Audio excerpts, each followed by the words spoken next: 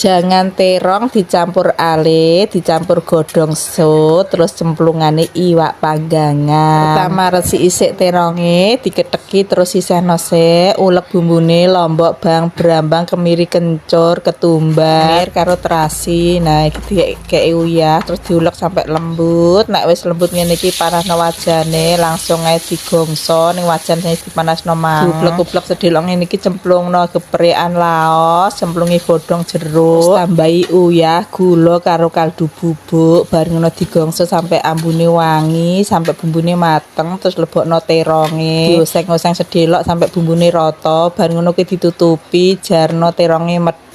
Lah nek wis teronge medhuk ngene iki diublek-ublek sedhelok ngisore ben gak gosong. Baru cemplungno irisan godhong brambang, dicemplungno alene sing wis diumbah mang, terus kei santen. Santene sing buket tambah enak, terus aja lali iwak panggange. Nah iki sing mari suwedeg. Ngono diudek-udek neh dimasak sampean umop. Nek wis umop terus lagi dicemplungi godhong sone. Dadi godhong sone cemplungno ngguri dhewe ben gak kemeduken, terus diumopno neh sampai tanek. Jangan terong dicampur ale, dicampur godhong so karo iwak panggangan, siap dinikmati.